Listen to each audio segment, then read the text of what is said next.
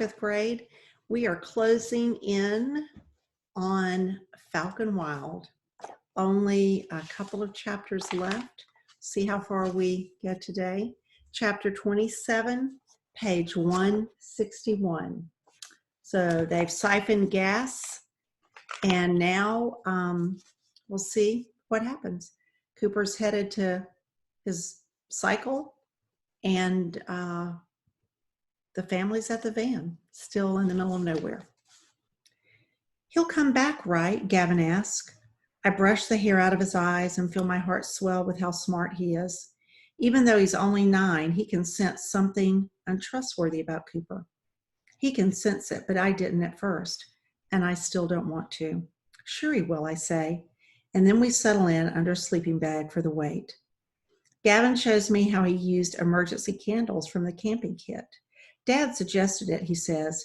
He lights the stub of a candle perched on Stark's hot box.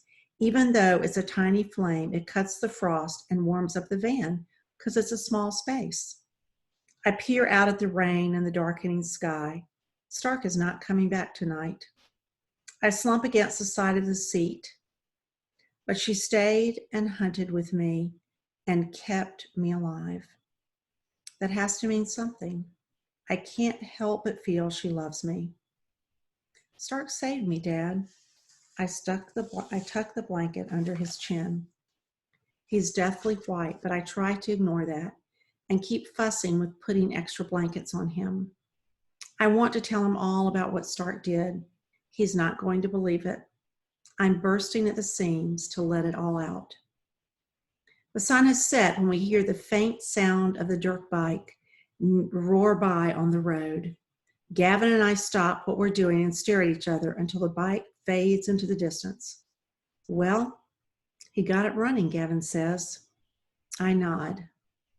Cooper has a tank full of gas and a pocket full of money. He even has Dad's wallet. It was still in the pack. All Dad's credit cards. Cooper is set.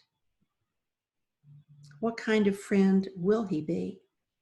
What kind of friends are we now? Dad looks scared, Gavin says. The candle flickers, creating weird shadows along the side of the van. Gavin and I each hold flashlights, and the pale light makes Dad's face look ghostly. The shadow of his beard blends with the darkness around him. I pull Gavin down with me on the blanket behind Dad's seat. I give him half of my sleeping bag.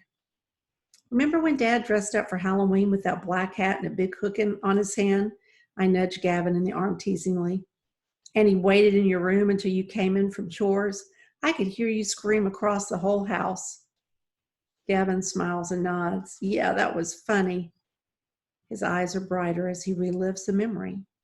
Remember that time we went swimming at midnight? I can't help but grin at my favorite Dad memory.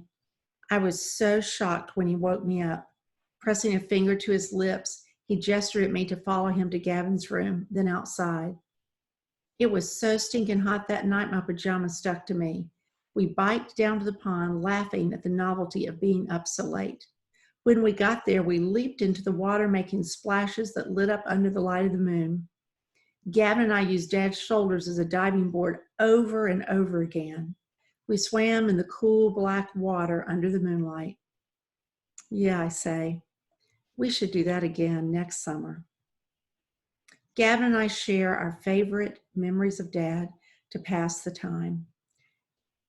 It's a long, long night. No Stark, no Cooper. The temperature drops, along with my hopes. Will Cooper come back? A part of me knows he's not all bad inside. He was scared and fierce. When Stark nailed me, I didn't blame her. It's in her nature. Raptors are predictable as long as you stick to routine and remember they are wild at heart. I know it's in Cooper's nature to fend only for himself, but I desperately hope that he won't leave us. And that's when we hear it. The rumbling sound of vehicles approaching on the road. Gavin and I stumble out the back doors. We're blinded by the floodlights aimed down at us from above. People spill down the slope and voices call out. Cooper skids toward me and I'm about to hug him when I stop. I need to confess something. I didn't know if you were going to come back, I tell him. I wasn't sure if I could trust you. I'm sorry, but I'm still mad at you for what you did. Cooper pulls me into a hug. Yeah, well, that makes two of us. His touch grounds me and it finally sinks in.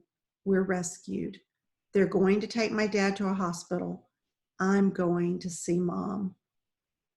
It's as if I'm finally able to share the burden of what's been resting heavy on my shoulders. My limbs begin to shake. Through a strange slow motion haze, I watch EMTs free Dad and put him on a stretcher. I can hardly answer all the questions. I just nod and cling to Gavin and Cooper as we stumble up the hill after Dad. It isn't until they've loaded Dad into an ambulance and we're about to climb in after him that I look up and search the sky. It's dark and cold, and there's no way Stark will fly to me. But I whistle and scream out her name.